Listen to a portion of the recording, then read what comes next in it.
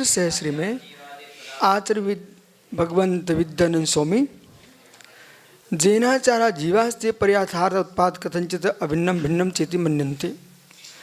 बौद्ध ने कहा कि आपका उत्पाद वह द्रव्य है, वो द्रव्य से सत्य से भिन्न के भिन्न।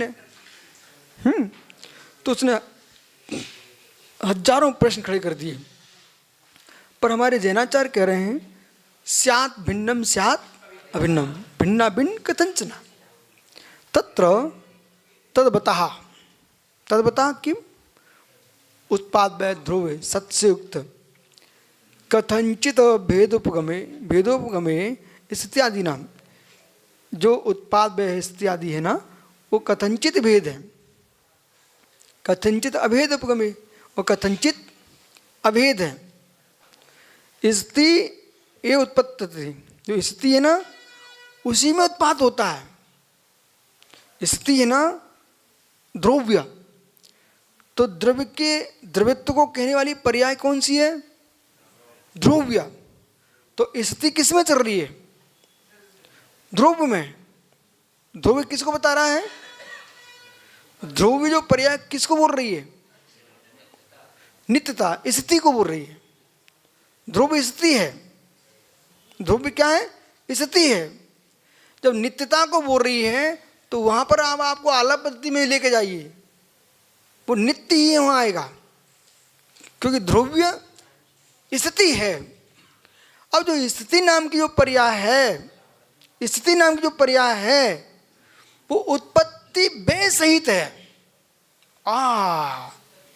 स्थिति नाम की पर्याय, हाँ वही तो आपको सुनना है। जो स्थिति नाम की पर्याय है ध्रुव्य, उत्पाद हुआ है, भय हुआ है, ये किसके माध्यम तुम जानोगे? बोलो सौम्य सागर जी, पड़ोसी से पूछ लो। स्थिति है, उत्पत्ति है। देख, जो सत्य है, सत्य के अस्तित्व कौन ख्यापित कर रहा है?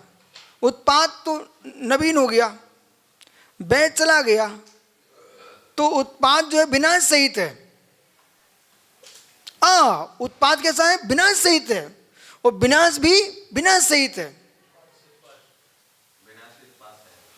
सुनिए, कार्य उत्पत्ति छह हेतु, कार्य की उत्पत्ति हेतु क्या? छह है। हम सत्कारवादी नहीं है। कार्य की उत्पत्ति हेतु क्या है? छह। कार्य उत्पत्ति छह हेतु, कार्य उत्पत्ति छह हेतु। प्रतीक भाई, भोजन हो गए? भोजन हो गए? ऊटा मारी?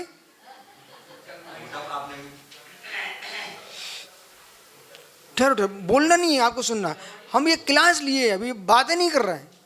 मैंने क्यों पूछा भोजन हो गए? तो मित्र, इनका पेट भरा है, उत्पत्ति से भैया के छह से भरा। इन भैया का पेट भरा है, उत्पत्ति से भरा कि छह से भरा? समझो ना, उत्पत्ति से भरा कि छह से भरा?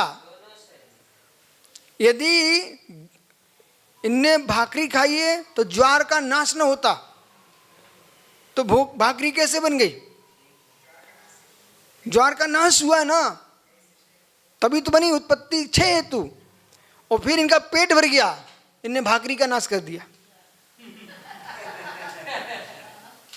बोलिए, बराबर नहीं है क्या? विश्व का कोई वैज्ञानिक, कोई भी दार्शनिक इस बात को काट के देख ले, उसकी बुद्धि ठीक हो जाएगी। उत्पत्ति छह का ही, छह जो है उत्पत्ति छह हेतु, उत्पत्ति का हेतु छह ही है।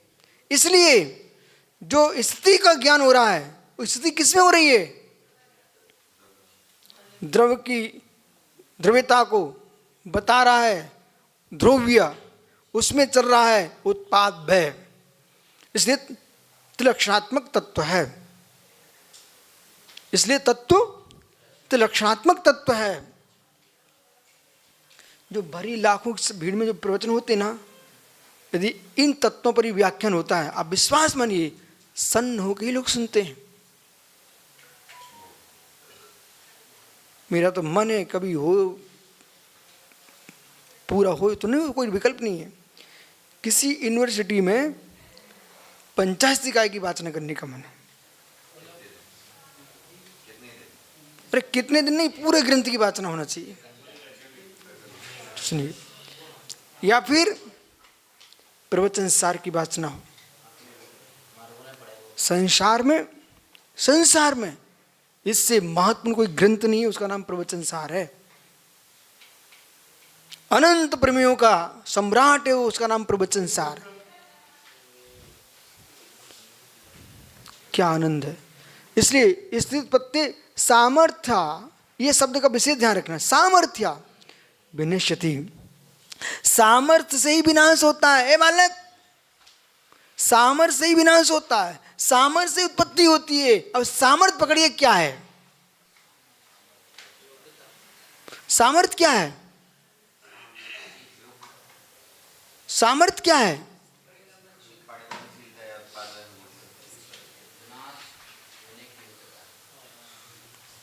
किसमें? किसमें उत्पत्ति सामर्थ्य से होती है? किसमें? बे सामर्थ्य किसमें? त्रुटवादी नहीं है, हम स्यादवादी हैं। पूरा अध्ययन करो, हम त्रुटवादी नहीं है। एक नया वादी खड़ा किया है विद्यानंद स्वामी ने, त्रुटवादी नहीं है। प्रसंजेत प्रयुदास, प्रसंजेत प्रयुदास। तो आप कौन से अभाव को मानते हो? किम प्रसंजेत किम प्रयुदास? तुच्छा भाव, तुच्छा भाव। निरवयो विनाश होता नहीं वस्तु का। निरवयो विनाश मानने वाले के यहां सत नहीं होता, ध्रुव पर्याय नहीं होती है। ध्रुव पर्याय ही सत्य का बोध करा रही है, ध्रुव पर्याय ही उत्पत्ति का बोध करा रही है, और ध्रुव पर्याय ही आपके विनाश का बोध करा रही है। और इसी के बल पर आप प्रागभाव, प्रध्वंस, अन्योन्य अत्यंत भाव को जान पाएंगे। ध्रुवित्व का धर्म ही ध्रुव है।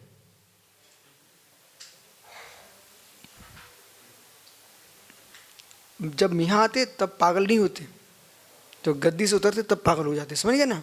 इसलिए अभी ध्यान दो। ध्रुवित्व का भाव ध्रुव है। बोलिए, सामर्थ्य विनष्टि। अष्ट सहस्री जैसा ग्रंथ खुला है बालक, जैसे कुछ ऐसी औषधियां होती हैं सारी नसें खुल जाती हैं, ऐसी अष्ट सहस्री ऐसी परम औषधि है, सारी बुद्धि की नसें खुल जाती है।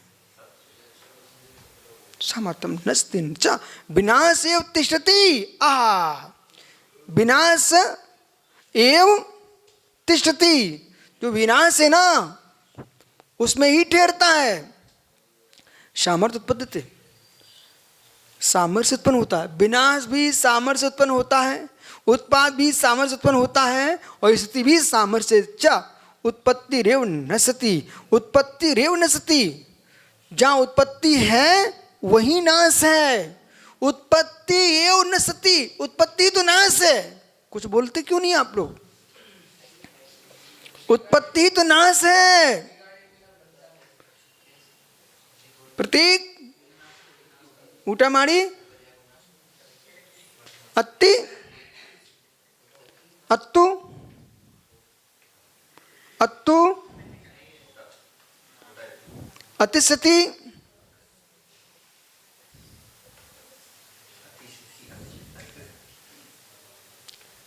पढ़े हो लकार तो बोलो, कहाँ है साम में? असमर्थ। अभी वर्तमान से नहीं बोल रहे हम। सतीस्ता शंति सती सत सतीस्ता शन, ठीक है। यदि हम भूत में ले जाते हो अट प्रत्यय लगा दीजिए।